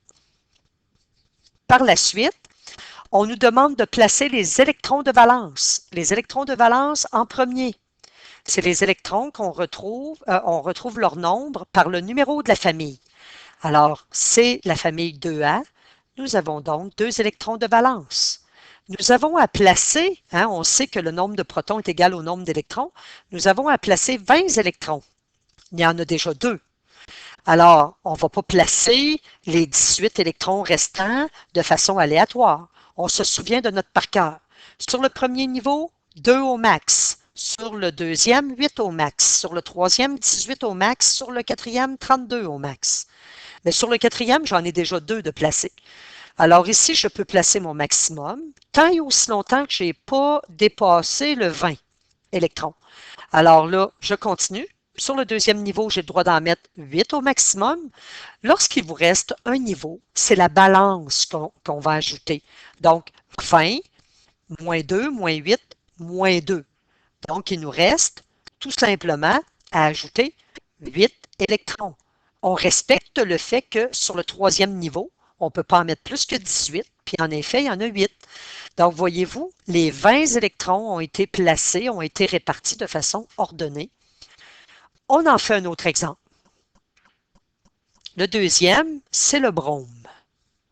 Alors, le brome, on va aller chercher les informations dont nous avons besoin dans le tableau périodique. Donc, dans le tableau périodique, nous avons le numéro de la famille ou du groupe, qui est le 7A en chiffre romain. Et voilà. Le numéro de la période, donc on se rappelle, le numéro de la famille ou du groupe, il faut l'apprendre par cœur. Ça nous donne les électrons de valence, le nombre d'électrons sur le dernier niveau. Donc, vous allez en avoir 7. Le numéro de la période, maintenant, la période 4, c'est la ligne horizontale. Donc, ça nous donne le nombre de niveaux. Le brome possède 4 niveaux d'énergie. Nous avons le numéro atomique ou le nombre Z qui nous donne le nombre de protons, par conséquent le nombre d'électrons. Et nous avons le nombre de masse donc la masse qui est contenue dans le noyau. Donc, c'est le nombre de protons plus le nombre d'électrons, le nombre de neutrons. Donc, on peut calculer le nombre de neutrons en faisant 80 moins 35. Alors, on va dessiner. On a toute l'information et on est en mesure de dessiner l'atome de l'élément brome. Alors, nous avons un numéro atomique, un nombre Z de 35. Ça veut dire que nous avons 35 protons. Nous avons un numéro de la période qui est égal à 4, donc 4 niveaux. Sur ces niveaux-là, nous allons avoir à placer 35 électrons, mais avant, on place les électrons sur le dernier niveau. Les électrons de valence, c'est le numéro de la famille ou du groupe. Il correspond à 7. Dans le noyau, on va aller chercher le nombre de neutrons en faisant la masse moins le nombre de protons. Donc, ça va nous donner ici 45 neutrons. Donc, nous avons 45 neutrons. Et en utilisant le par cœur, la petite formule qui nous disait que sur le premier, on ne dépasse pas 2, ensuite 8, 18, 32. Alors, on va placer nos électrons. On a le droit d'en mettre 2 au maximum. Tant et aussi longtemps qu'on n'a pas défoncé le nombre 35. Alors, on va mettre encore le maximum ici, sur le deuxième niveau. Alors, ici, on a 17 électrons au total de placer. Alors, il nous en reste 35 moins 17 à placer, 18 électrons. Et voilà. Et sur le troisième, il ne fallait pas dépasser le 18, on est correct. Voici la configuration électronique du brome. Ensuite, l'argon.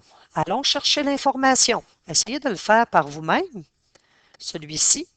Donc, l'argon, nous avons son numéro de la famille ou du groupe, qui est 8A, toujours les chiffres romains. Le numéro de la période qui est 3. Donc, ici, le 8 va nous donner les électrons sur le dernier niveau. Le 3 va nous donner le nombre de niveaux. Ensuite, le numéro atomique, le nombre de protons, par conséquent, le nombre d'électrons. Et la masse va nous permettre de trouver le nombre de neutrons en faisant la masse moins le nombre de protons. On est prêt, on fait le noyau. Alors ici, le numéro atomique ou le nombre Z donne le nombre de protons dans le noyau. Ensuite, la masse moins le nombre de protons va nous donner le nombre de neutrons. Donc, 22 neutrons. Les neutrons vont dans le noyau. Et voilà. Ensuite, le numéro de la période nous donne le nombre de couches électroniques ou de niveaux énergétiques. Nous avons à placer 18 électrons. Vous n'êtes pas obligé d'inscrire ça, mais c'est pour vous le faire penser.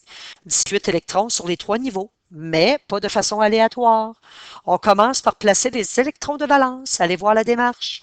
Les électrons de valence, c'est le numéro de la famille ou du groupe. Alors, c'est le numéro 8, on en place 8.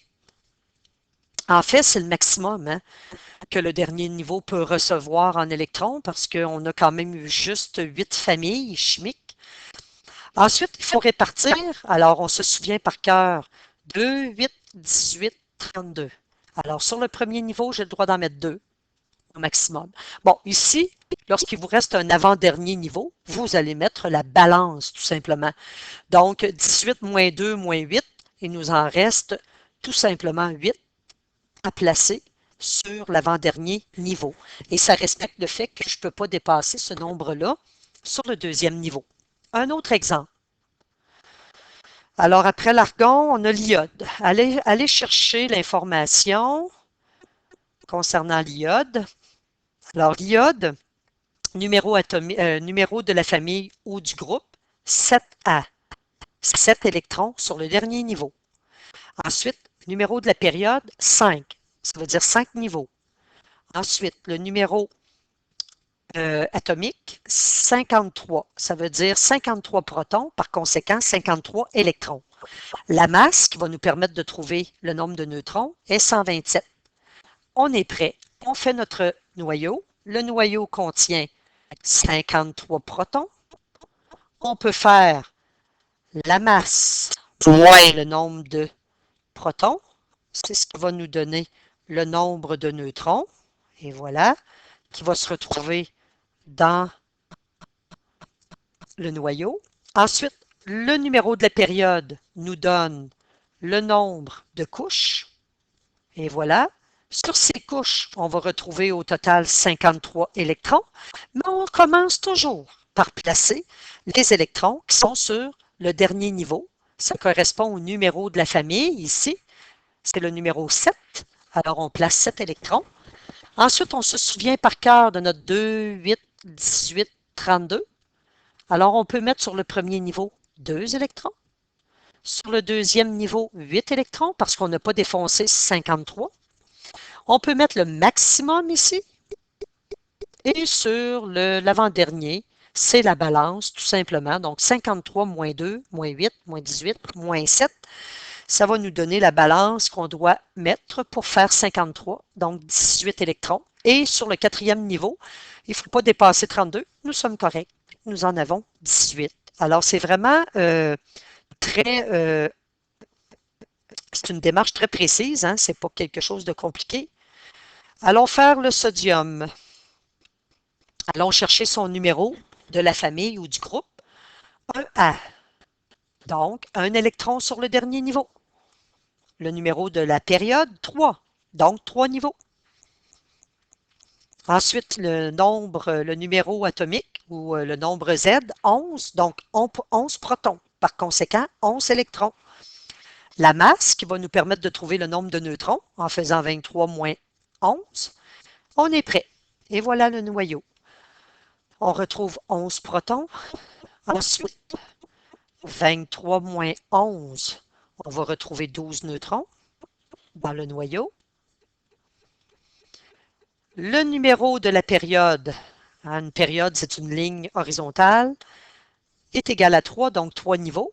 On va avoir à placer 11 électrons. Hein, le nombre de protons est égal au nombre d'électrons. Hein, l'atome est électriquement neutre. Ensuite, on place toujours en premier les électrons qui vont sur le dernier niveau. Comme c'est la famille 1A, nous plaçons un électron sur le dernier niveau. Et on se souvient de notre 2, 8, 18, 32. Hein? Donc, on peut mettre au maximum 2 électrons sur le premier niveau. La balance, 11 moins 2 moins 1, 8 électrons. Et voilà, ça respecte le fait qu'on ne dépasse pas 8 électrons parce que c'est le maximum qu'on peut mettre sur le deuxième niveau. Un avant-dernier exemple, c'est celui avec l'hydrogène, parce qu'il y en a qui font la configuration électronique de l'hydrogène et qui restent toujours surpris parce qu'en fait, vous allez constater quelque chose. Bon, il est dans la famille 1A, il est sur la période 1, il a un numéro atomique de 1, une masse de 1. Donc, vous allez voir ce qui va se produire. Dans le noyau, j'ai donc un proton et 1 moins 1, donc 0 neutron. C'est pour cette raison que, on n'est pas obligé de le mettre là, mais moi je vais l'ajouter, c'est pour cette raison que l'hydrogène est souvent utilisé pour des expériences en chimie parce que c'est un atome quand même relativement simple. Ensuite, il a une période de 1, donc un niveau, et on a tout simplement un électron à placer parce que, bon, c'est l'électron de valence qu'on doit placer en premier, mais finalement, il y a juste un unique, un seul niveau. Donc, et on a juste un électron à placer, donc c'est ça. C'est simplement ça, sa configuration électronique. Et oui, il y a 0 neutron. Et oui. Et un autre aussi qui est une exception, l'hélium, c'est le dernier que je fais. Alors, l'hélium, il est dans la famille 8A. On va avoir un petit problème. Il est dans la période 1. Nous avons un numéro atomique de 2, une masse de 4. Alors, son noyau possède 2 protons et 4 moins 2, donc 2 neutrons. Il possède un niveau d'énergie. Et là, faites attention, parce qu'on doit placer les électrons de valence en premier. Et les électrons de valence sont donnés par le numéro de la famille, mais le numéro de la famille est 8. On ne peut pas aller placer 8 électrons. On en a juste 2 à placer. Alors, on ne se casse pas la tête, on en met 2, tout simplement. Alors, c'est l'exception. Ça termine la longue histoire du modèle de l'atome.